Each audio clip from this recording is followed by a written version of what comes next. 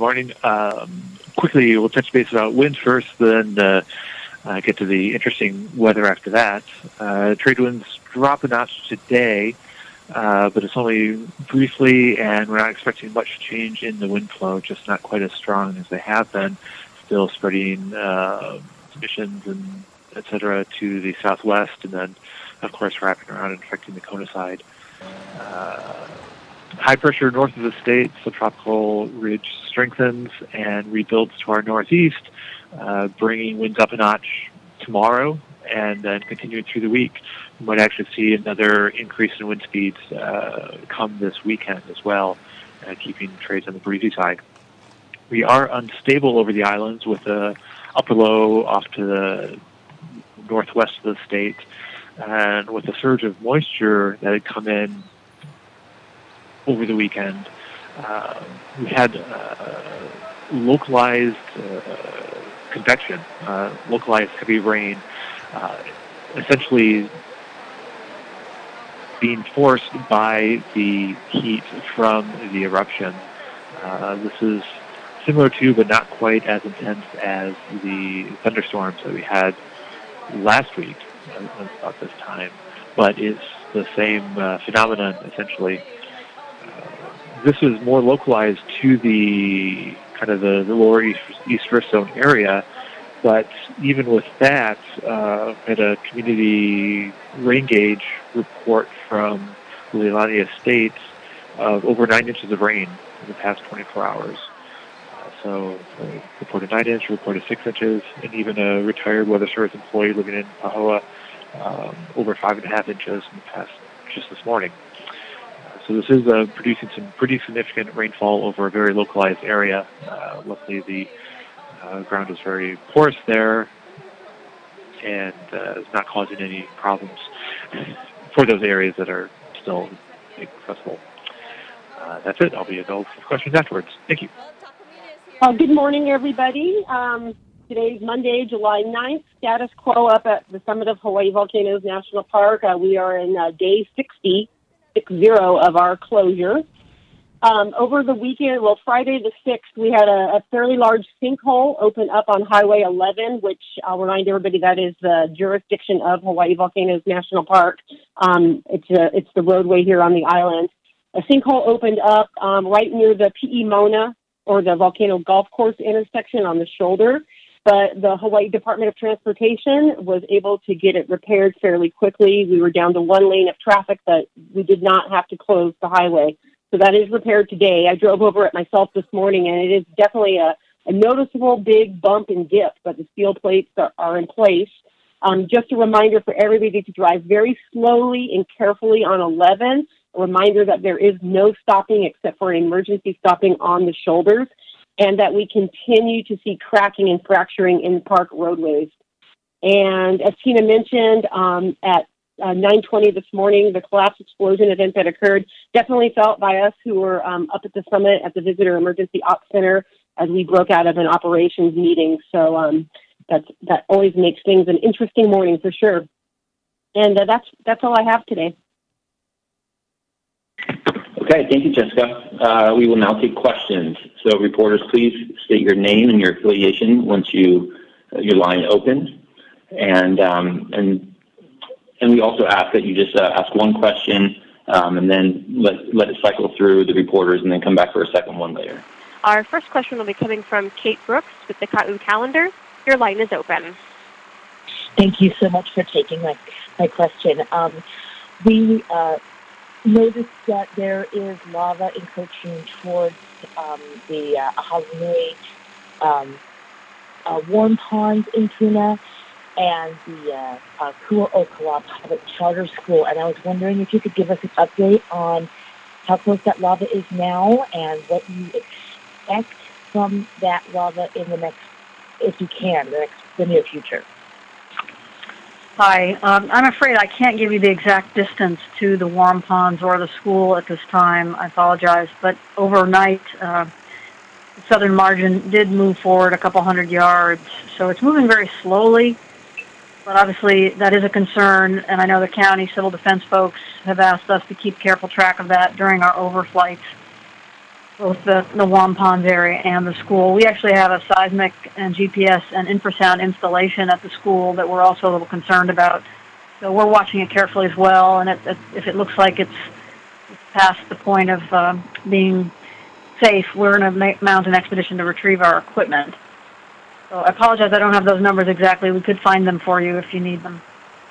That would be great. Will you be including that in your update for the time being?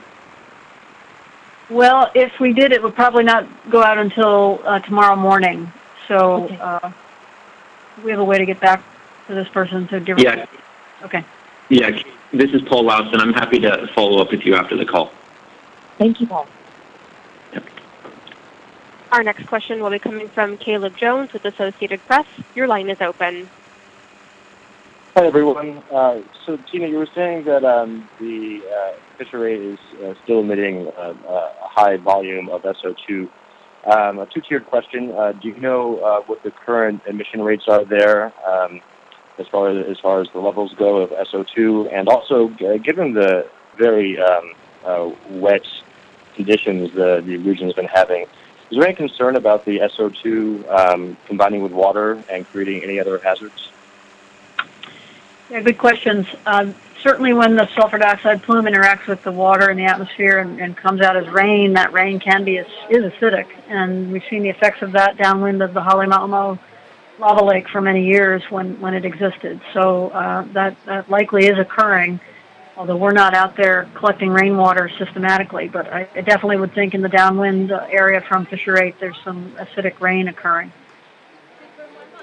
The other question was about emission rate values, and we've had actually a long discussion about this morning at our staff meeting. The methods of calculating numbers of emission rates for sulfur dioxide are complicated, and they're challenging in the current conditions where we have such high amounts coming out. These amounts tend to saturate our instruments, and we have to use some different techniques. In addition, we have trouble getting very accurate wind speeds in the area that we're measuring. And the wind speed is a critical parameter in the arithmetic that goes on to come out with a flux and emission rate. So we've seen numbers in the last few weeks, certainly upwards of 20 to 30,000 tons per day in that range. I think right now we can confidently say we're seeing several tens of thousands of tons of sulfur dioxide per day, but we're still haggling over the exact number. I think two important points. One is the values are very high. We're certainly seeing more SO2 coming out of this eruption than we saw coming out of the lava lake at the summit of Kilauea in the last some years. And it seems like there's a trend of increasing values over the last, say, month. So those two things we know to be true, but I don't want people to get too caught up in the exact numbers because we're still working on how to best include what the numbers are. If you follow my meaning there. Does that answer your question? It does. Thank you very much. Our next question comes from Dan Mikasa with Honolulu Star-Advertiser. Your line is open. Thanks. John, could you clarify your report over you were talking about the last 24 hours and over 9 inches of rainfall. What period was that? And you also mentioned some other rainfall data. I wanted to see if that was in the same period and just get a little more detail on that phenomenon, please. Sure. The two 24-hour rainfall reports we had were from the Community Collaborative Rain, Hail, and Snow Network, called COCORAS. 9.22 inches was, I think, ending at 8 a.m. Hawaii's local time, and then the 6-inch report, I think, was ending at 7 a.m. local time. And the phone call we got from the retired forecaster living out there, 5.66 inches, that was a 7-hour total, ending at, I think it was about 9 a.m. or so. Ending at 8 a.m. this morning? And then could you describe again what's causing that large amount of rainfall and what the forecast is for the next couple days? Oh, sure. The heat coming out of the lava is making the air mass really unstable. So if you picture a hot air balloon rising and floating, as long as the air in the balloon is warmer than the air around it, it'll keep rising. And that's what's happening with this air. As it has these moist and stable conditions, it hits the heat from the lava, heats up, and rises. And as it rises, it cools, condenses, and forms the rain that we're seeing. And it's just localized to this, to the specific area where it's most unstable. And we don't really know any good thresholds or mechanisms behind it, why sometimes it develops and sometimes it doesn't. We do know that the atmosphere is stabilizing. We're developing a trade wind inversion that'll help put a cap on how deep these showers can get, and also drier, low-level air coming in, so there won't be as much moisture feeding into this. This is why we're not seeing this all the time, but is cropping up part of the time. So we think after today, maybe tonight, the rain focused along the lower eastern zone will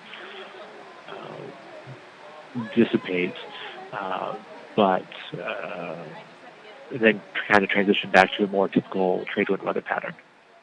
Okay, our question will come from Anthony Ferreira with Hawaii News Now. Your line is open. Hi, just to go back to John, that 9 inches of rain, was that in the last 24 hours? If it ended at 9 a.m., is that 12 hours? Do you know the time period? Yeah, that was the 9-inch rainfall report was 24 hours. That one was ending at 8 a.m. this morning. 24 hours.